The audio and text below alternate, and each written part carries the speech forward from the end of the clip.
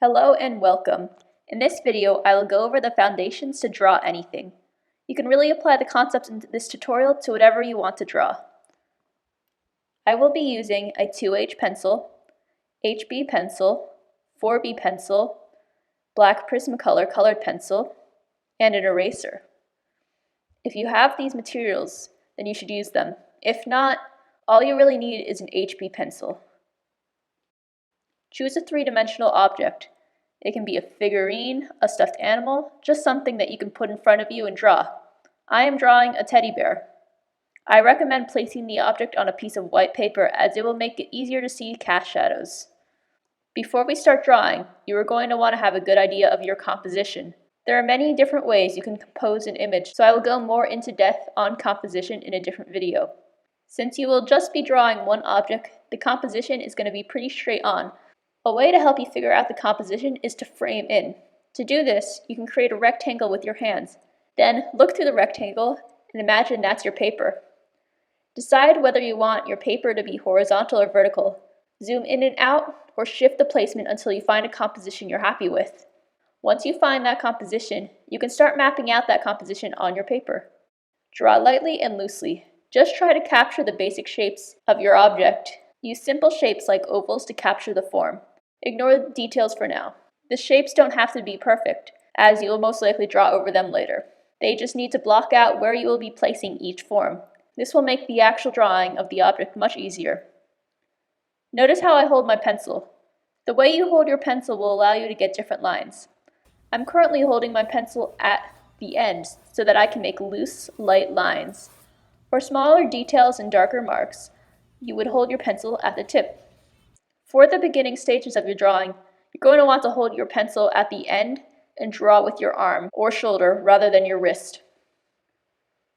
Make sure to keep looking up at what you are drawing as you draw, so that you capture its actual form and not make up something. It is important to ground your object because it is not floating in space. To do that, I'm going to add a horizon line. Once you have the general form drawn, you are ready to start refining the shapes into forms. It seems obvious, but all of the information is in front of you. That means you do not need to make up any of it. Just draw what you see. You want to be looking at the object more than you look at your paper in order to ensure that you are drawing what you see and not drawing what you think you see. Something to help you draw each shape to proportion is to measure the object using your pencil. Hold the end of your pencil and straighten your arm. You may need to step back. Compare the ratios of certain proportions and match those to the ones in your drawing. There is another way to check shape and proportion that I personally prefer. This method is drawing the negative space. There is negative space and positive space. The positive space is the mass of the object, while the negative space is the space around the objects. Usually, when you draw something, you are focused on its positive space, but you can also draw the negative space to get a better sense of shape and proportion. Use both of these methods together when you want to draw a picture that is accurate to what you see in front of you. After you draw the main forms of the object, check your proportions. You may have to erase large sections of your drawing and start over, but that's okay. This is why you don't want to jump into details too early because you may notice a problem with its proportion and have to erase it. Just be patient and try not to get frustrated. Keep drawing and eventually the image will come together. Once you are satisfied with the proportions, you can start adding details. Still try to keep the drawing light so that it does not show when you move on to shading. If your lines do get too dark, you can lighten them with an eraser. However, do be aware that the deep grooves you make with the pencil will show when you begin to shade. After you get all of the details and you are happy with the drawing, you can begin shading. This is where the different pencils come in. You will notice each pencil has a letter on the side. These refer to the softness of the pencil. B is soft while H is hard. HB is in between.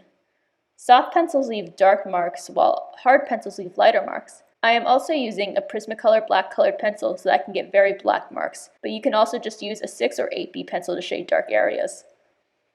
There are many ways to shade, as there are many different types of mark making. Hatching, cross-hatching, and stippling may be the most common ways. For this drawing, I will be using hatching and cross-hatching. Hatching is done by repeatedly drawing parallel lines at different widths and pressures. Cross-hatching is hatching, but layering the hatches and going in different directions. Practice hatching and cross-hatching on a separate piece of paper until you get the hang of it. Then try and create a grayscale showing the different shades from white to black. Use B pencils for darker shades and H pencils for lighter shades. Once you are comfortable hatching, you can then move on to the shading in your drawing. When you look at an object, some areas are darker than others, even if the object is one color. This is because of shadow and is created whenever there is a light source. Start with the light areas and keep building up your dark areas. You can also go from dark to light, but going from light to dark may be easier if you're not yet good with hatching. Continue to layer your hatches to create contrast.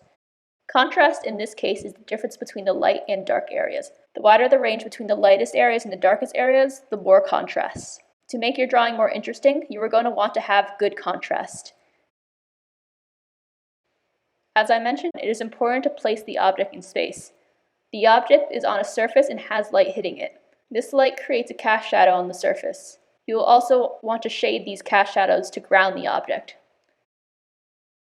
Make sure you are shading what you see and not what you think you see. You may notice you're smudging the pencil. There are a few ways to prevent this. Taping a piece of paper to your hand protects your hand and smudges the graphite less. I find that tracing paper works best for this. You can also just be more conscious of your hand and try not to rest it on the paper as often. Most objects have texture, and this teddy bear is no exception. However, I'm just going over drawing basic form and light in this video, so I'm not really that focused on texture. I will go over texture in a future video.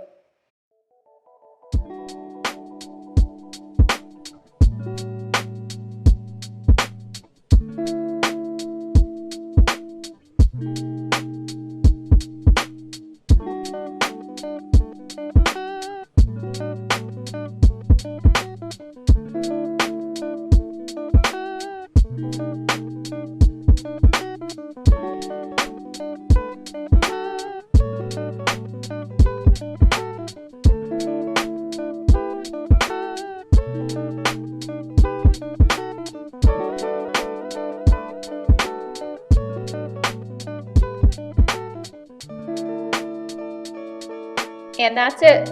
Make sure to practice and apply the concepts shown in this video, and you will notice an improvement in your life drawing abilities. Thanks for watching!